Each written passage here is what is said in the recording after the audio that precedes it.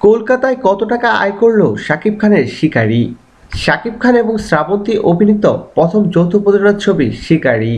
শিকারী সিনেমায় তিনি প্রথমবারের মতো অভিনয় করেছেন টলিউডের মিষ্টি মেয়ে খ্যাত জনপ্রিয় নায়িকা এবং অভিনেত্রী শ্রাবন্তীর সঙ্গে। মুক্তির আগে থেকেই শাকিব খান এবং শ্রাবন্তী অভিনীত প্রথম যৌথ প্রযোজনার ছবি শিকারী সিনেমাটি ছিল আলোচনার শীর্ষে। মুক্তির আগে থেকেই ছবিটির দুই প্রযোজনা প্রতিষ্ঠান ছবিটি নিয়ে বেশ আশাবাদী ছিলেন।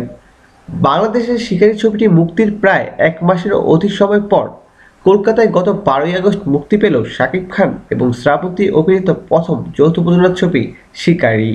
কলকাতার প্রায় 113টি সিনেমা হলে মুক্তি পায় শাকিব খানের শিকারী। 113টি হলে মুক্তি পেয়ে শাকিব খানের শিকারী সিনেমাটি 2 দিনে আয় করেছে মোট 23 লক্ষ রুপি।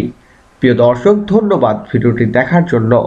বিনোদন জগতের এক্সক্লুসিভ সব খবর পেতে এখনই সাবস্ক্রাইব করুন SDWebs.com-এ।